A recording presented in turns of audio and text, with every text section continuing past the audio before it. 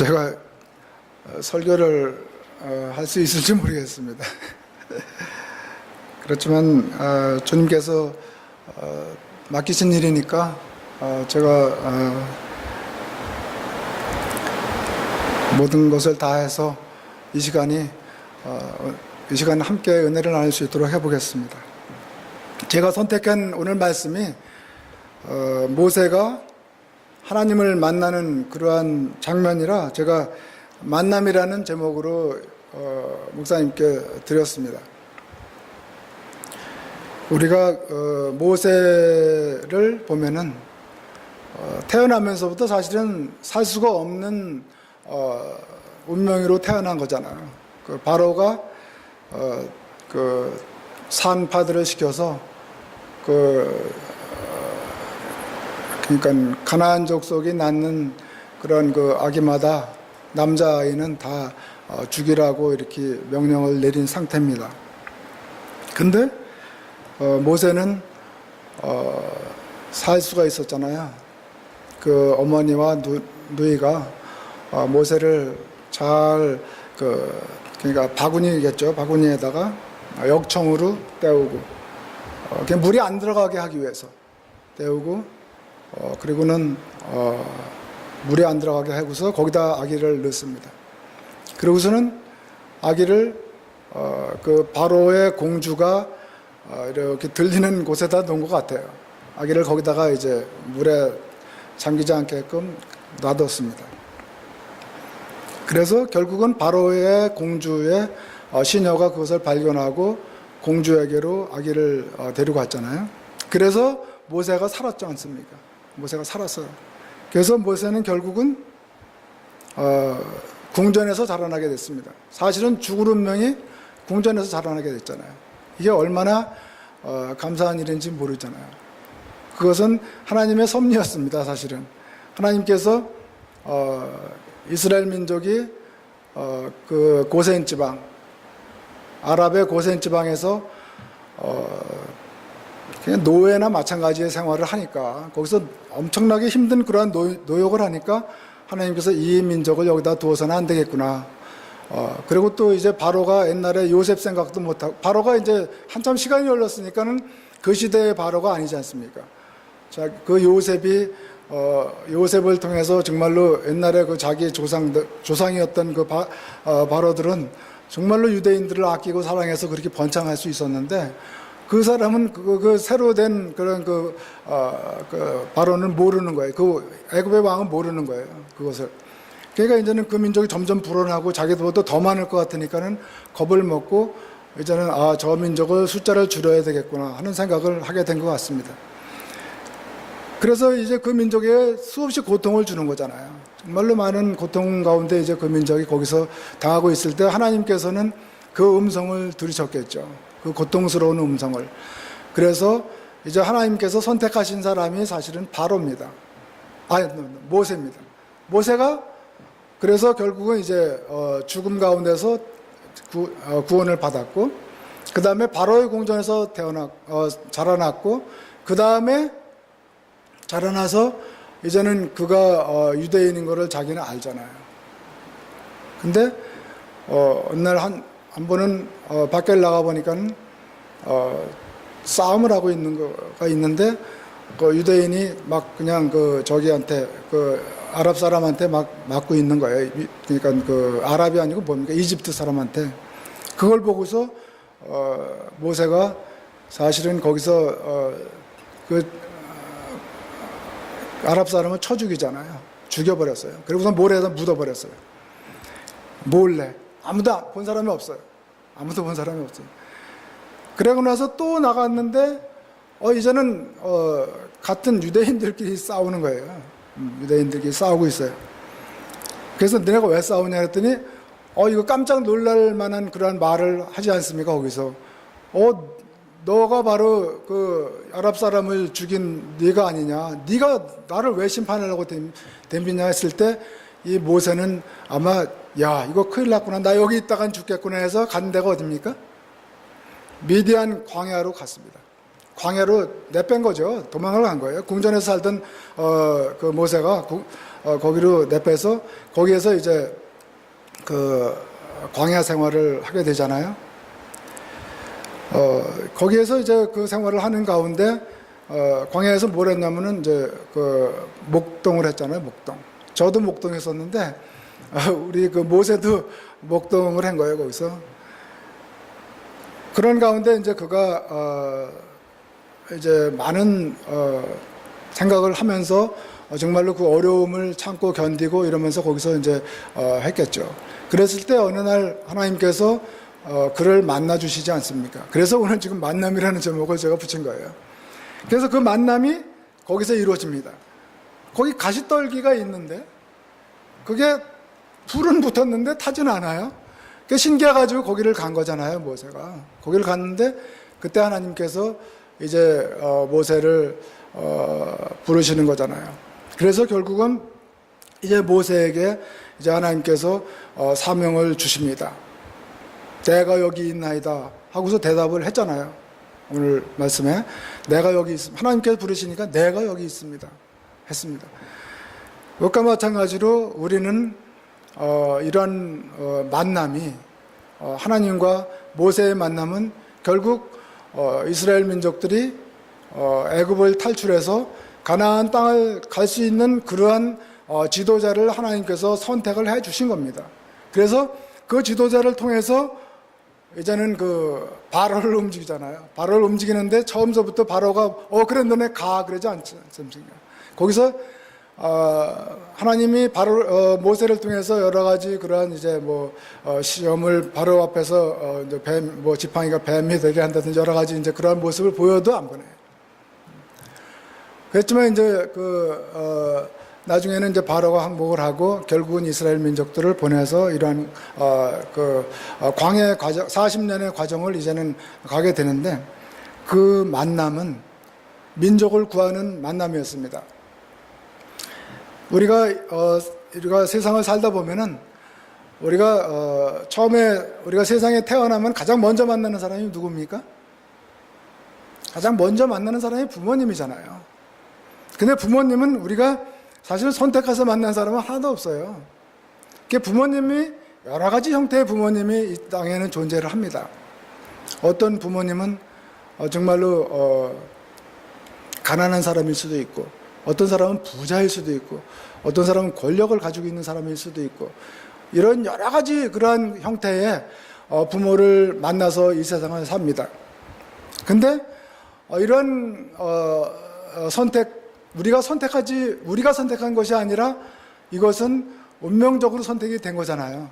이러한 가운데서도 우리는 두 가지의 생각을 살펴볼 수가 있어요. 어떤 사람들은 자기가 어떤 정말로 불행한 부모 밑에서 태어났어요. 불행해요. 왜냐하면 세상 기준으로 불행한 거죠. 그래서 불만을 가지고 있는 사람이 있는가 하면은 이러한 불행을 딛고서 정말로 아름다운 삶을 그러한 사는 모습을 우리는 볼 수가 있습니다. 그러니까 만남을 불행하게 만났지만 그 만남을 불행하지 않게 정말로 행복한 모습으로 아니면 세상 사람들이 부러워하는 그런 모습으로 변화를 받을 수가 있는 거죠. 그리고 또 운명적으로 이 세상에 정말로 들을 수가 없다든지 볼 수가 없다든지 이러한 형태로 태어난 사람들도 세상에는 많이 있습니다. 제가 여러분들도 아실 거예요. 헬렌 켈러를 아시지 않습니까? 헬렌 켈러는 한 2살이 되기 전에 시력을 잃었고 청각을 잃었어요.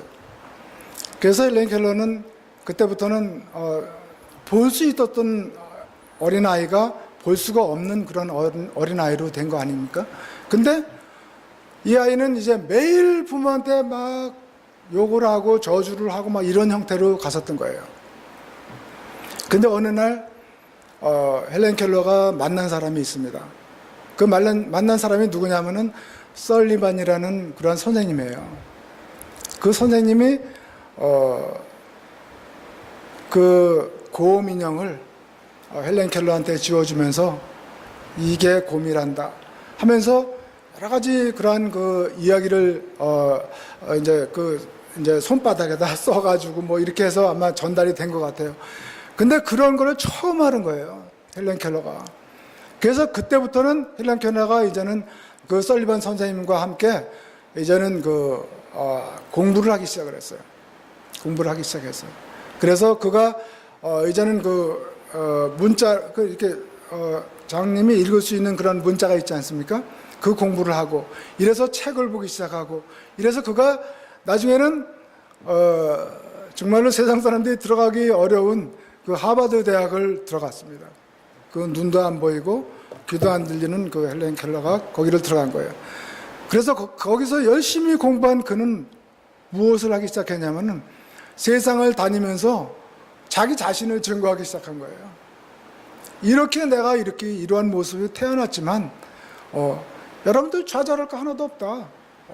우리가 세상에서 어렵더라도 이렇게 나 같은 삶을 우리가 근데 거기에서 가장 중요한 것은 거기에서 하나님을 찾았던 거예요.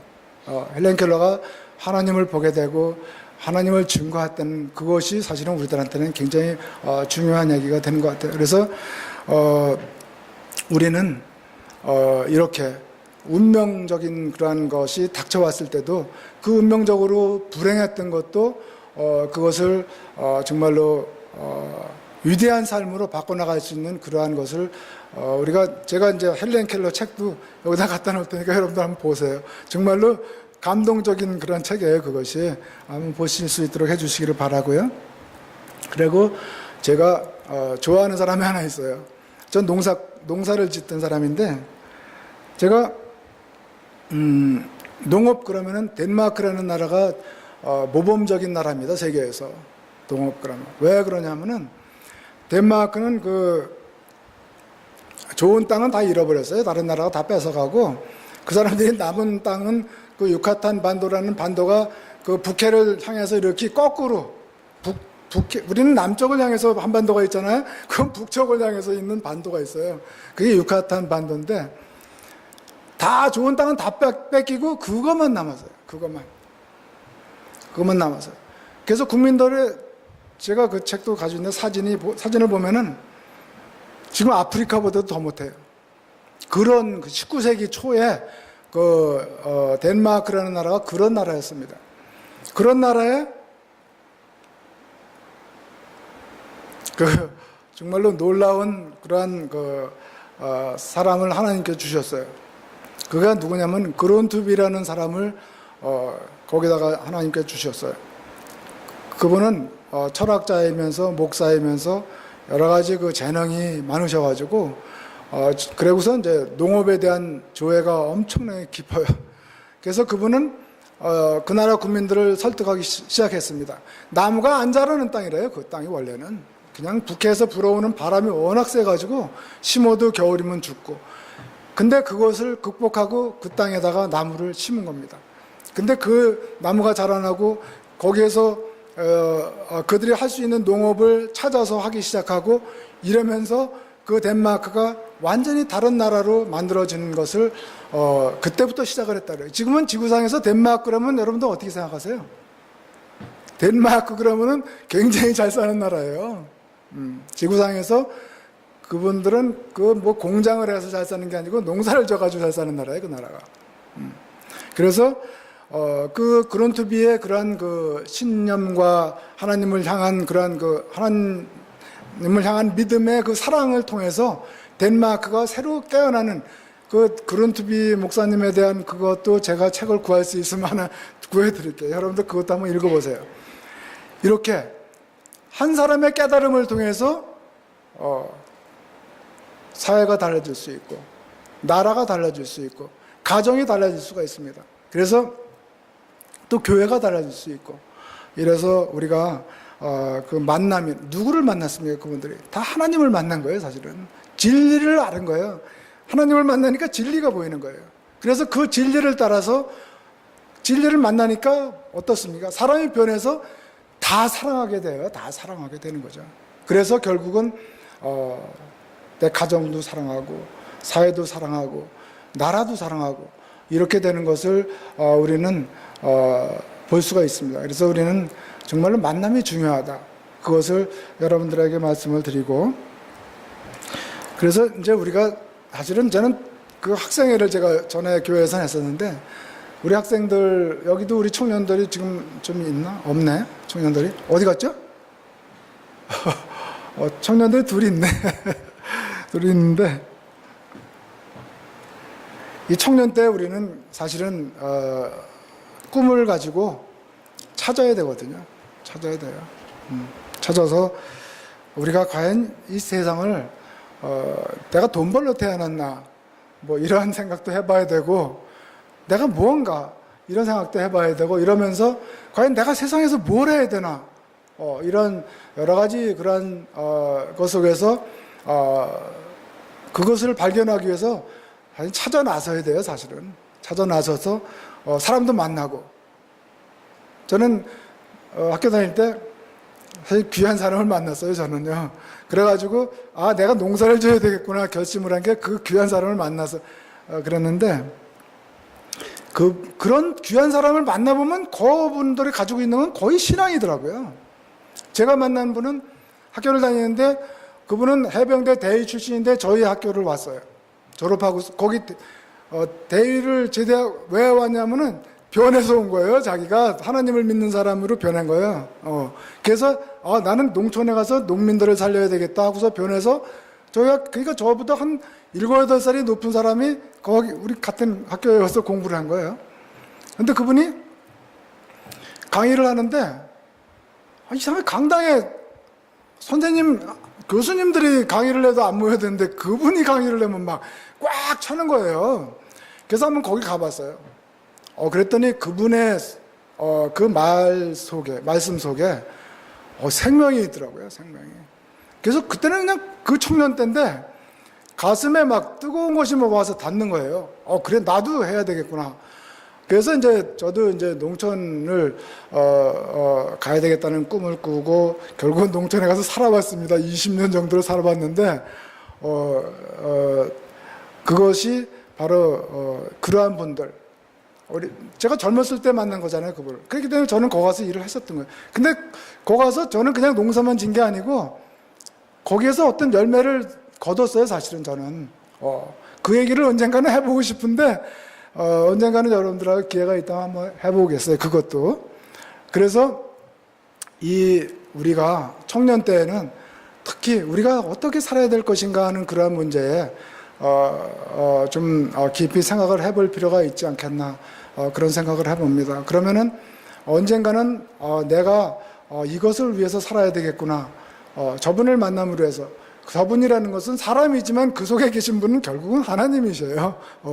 그렇게 해서 우리가 만남 속에서 정말로 미래가 좀 더 보람 있고 하나님께 부끄러움이 없고 이러한 삶으로 살아갈 수 있는 그런 만남이 되어졌으면 좋겠다, 이런 생각을 여러분들한테 말씀을 드립니다. 그리고서 이제 마지막으로 제가 말씀을 드리고 싶은 것이 무엇이냐면은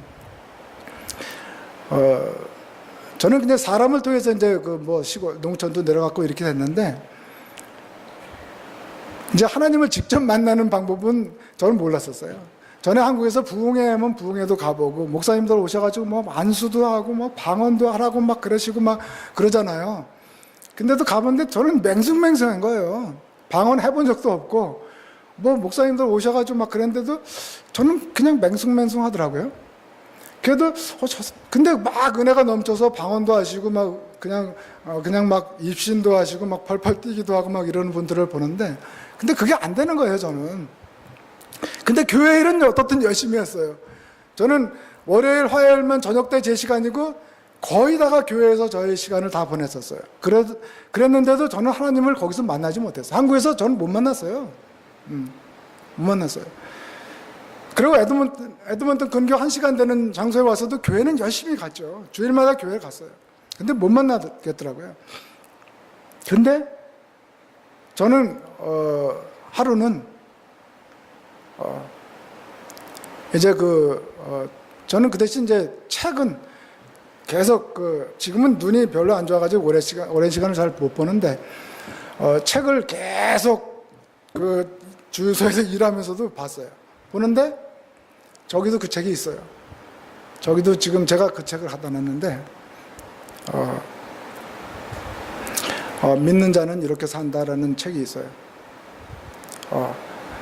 그 책을 읽고 있는데 처음으로 이게 하나님이 나한테 함께 하시는구나 하는 그러한 생각을, 그것을 내가 뜨겁게 느끼겠더라고요. 근데 그날은 진짜 제가 막 진짜 야 이거 내가 뭐지? 근데 여러 가지 이제 제가 신앙생활 하면서도 풀어보지 못했던 여러 가지 일들이 저한테 막 들어오는 거예요. 막 그냥 들어와가지고 순간순간에 그것을 해결시켜 주시는 거예요, 하나님께서. 근데 그때까지는 제가 아마 지금 요한 웨슬레 목사님이 하던 운동이 뭡니까? 경건 운동이잖아요. 그 메더디스트 운동이 경건 운동이잖아요. 저도 경건하게 살아야지 하는 그런 속에 묻혀서 계속 살고 있었어요. 근데도 경건하게 안만 살려야 해도 경건하게 됩니까? 그래도 자꾸만 유혹되는 것이 너무 많잖아요, 세상에. 그랬는데 그 은혜를 받고 나서는 유혹이 물러나더라고요. 정말 다 이길 수 있을 것 같은 그러한, 그때는 한참 동안은 그때는 말만 하면 그 얘기를 하는 거예요. 만나는 사람마다. 이렇게 해가지고 하나님을 증거를 했죠. 그때는 에드먼턴 연합교회에서 이제 막 증거를 했어요, 제가. 그럼 신기하게 막 생각을 하는 거, 사람들이 갑자기 저 사람이 왜 저러지? 그래서 그 책 좀 빌려줘봐. 빌려주면은, 나는 맹숭맹숭해. 그러시더라고요, 덜. 그렇게 해서 하나님, 근데 저는 그것이, 내가 구원받았다고 생각을 사실은 했었어요. 그래서, 그래. 근데도 한참이 지나니까 또 다시 이 세상 것이 보이기 시작하는 거예요, 사실은. 세상 것이 다시 보이기 시작하더라고요. 그래서, 이거 뭐야? 내가 이제 또, 그런 하나님의 은혜가 나한테 떠났구나. 그래서 이번에 이제 저번에 우리 목사님 오셨었잖아요. 우리 동서 목사님 오셨을 때 도대체 이제 그 얘기를 했죠. 이제 그 얘기를 했어요. 여기서는 누구하고 그런 얘기를 할 수 있는 사람이 없더라고요, 진지하게. 목사님하고 이제 만나서 그렇다는 얘기. 그게요, 구원의 완성이 아니고 이제 시작이에요, 시작. 그러는 거예요. 그래서 어떻게 해야 됩니까? 그랬더니 그때부터 우리가 더 열심히 하나님 앞에 나오지 않으면은 그것이 하나님께서 우리와 또 멀어지시는 거더라고요. 그래서 우리가 정말로 이 하나님과 가까이 있는 그러한 삶이라는 것은 만남을 계속하지 않고는, 그래서 이제 초대교회 생각이 나는 거예요. 초대교회 왜 맨날 모여서 저랬을까? 맨날 모이니까 거기에 성령의 은혜가 그냥 충만해가지고 거기서 사람들의 모습이, 우리가 성경 말씀을 보면은 여러분들 알 수가 있어요. 바로 이러한 것이 되지 않고는, 여러분들 교회에 많이 모이지만 우리가 주일날 모였다 헤어지는 것만 가지고 우리의 신앙이 잘 지켜지지가 않는 것 같아요. 저는 그걸 지금도 느끼고 있는데, 그래서 우리가 사실은 모여서 기도하는 시간이 사실은 많아야 되는데, 우리의 현대의 이 삶이 우리를 그렇게 만들지 못하고 있다는 것이 좀 안타깝긴 한데, 그래도 우리가 정말로 열심으로 정말 기도하고 살아갈 수 있는 여러분들이 된다면은 항상 하나님을 만날 수 있는 여러분들이 될 거라고 저는 믿습니다. 그래서 마지막으로 부탁을 드리고 싶은 것은 무엇이냐면은, 이 바울을 제가 말씀을 드려볼게요.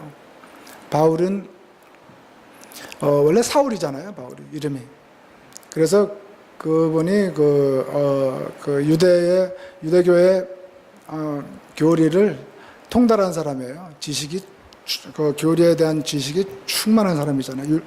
그리고 그랬는데 그것을 가지고 자기는 하나님께 갈 수 있다고 믿고 살았겠죠. 그렇지만 하나님은 그분을 선택을 하잖아요. 그분을 만나 주시잖아요. 다메섹으로 가는 도중에 사울을 거기서 그냥 거꾸로 틀어버립니다. 그래서 거기에서 완전하게 다른 사람으로 하나님께서는 바꿔버려요. 그래서 전에는 오히려 예수 그리스도를 핍박하던 그러한 사울이 이제는 바울이 되어서 예수님을 세상 모든 것을 다 다니면서 예수님을 증거하는 바울로 변화되는 것을 우리가 봤지 않습니까? 그것과 마찬가지로 우리가 이렇게 엄청난 일을 하자고 여러분들에게 말씀을 드리는 것이 아니라 여러분들이 바로 이 바울과 같이 하나님께서 여러분들을 만나 주실 수 있는 그러한 여러분들이 되시기를 바랍니다. 우리가 여기 오는 거 이거 그냥 와서 주일 예배 드리고 집에 가면은 내가 다 구원 받겠지 그런 것이 아니라 정말 그렇게 해서는 안 돼요 이거요. 그래서 우리가 정말로 우리가 무엇을 위해서 어떻게 하나님을 위해서 우리를 쏟아부을 것인가, 내가 정말로 하나의 미랄이 돼서 어떻게 많은 열매를 맺을 수가 있는 하나님의 선택된 자가 될 수 있을 것인가 하는 그러한 믿음을 가지시고 여러분들이 열정을 가져야 돼요. 우리가 열정이 없이는 하나님 앞에 갈 수가 없어요. 그냥 수원하게 그냥 교회나 조용히 왔다가 조용히 가는 그러한 것이 아니라 여러분들이 다 여기서 하나님을 만나겠다는 그런 절박한 심령을 가지고서 여러분들이 교회에 나올 수 있는 여러분들이 되시기를 부탁을 드립니다. 감사합니다. 기도하시겠습니다. 하나님 아버지 감사합니다. 하나님께서 저희들을 이 땅에 이렇게 보내주시고 또 저희들이 세상에서 버려진 인생들이 아니라 또 하나님께서 저희들을 이곳에 부르셨지 않습니까? 하나님께서 이곳에 부르셨사오니 이제 그 부르심에 응답할 수 있는 저희들이 될 수 있도록 주께서 인도하여 주시옵소서. 하나님께서는 저희들에게 이 땅에서 정말로 진리의 말씀을 부여잡고 세상에 속해서 사는 것이 아니라 진리를 부여잡고 이 세상에 빛을 발하는 저희들이 될 수 있도록 주께서 인도하여 주시옵소서. 저희들이 나가는 곳마다 밝아지게 하시며 세상이 저희들을 바라보고 변화될 수 있는 그러한 저희들로 변해나갈 수 있도록 주께서 인도해 주시옵소서. 이제 저희들의 삶을 주님께서 주장하여 주실 줄로 믿사옵고 우리 주님 예수 그리스도의 이름으로 기도로 싸움나이다. 아멘.